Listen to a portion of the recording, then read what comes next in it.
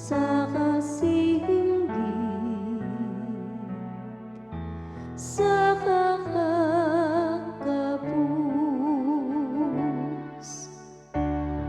Daigon ko ang Ginoo sa tanang panahon, ang iyang kadaykanan maania kanunay sa akong baba. Maghimaya ang akong kalag diha sa Ginoo,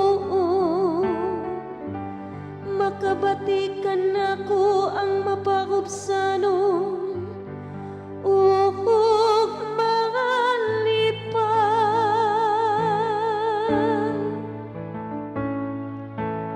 Ang Ginoo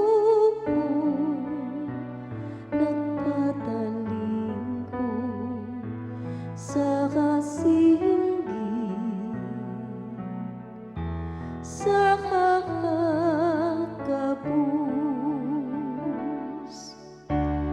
Ang Ginoo nakigharong sa mga nagbuhat ug dautan, aron mapapas ang ilang handumanan dinhi sa yuta. Sa pagtuaw sa matarong nagapatalinghog kanila ang Ginoo,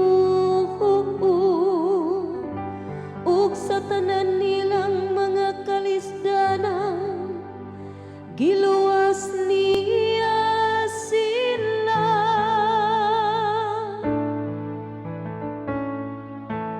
Ang Ginoo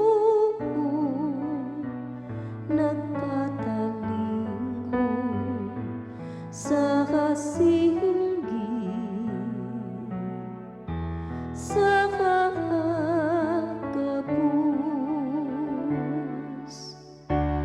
Ang Ginoo haduol sa mahinungsulon ug kasing-kasing, ug luwason niya ang mga naguom.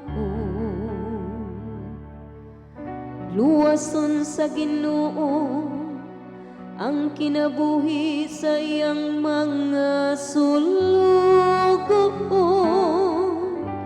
Walay makasala kanila nga muda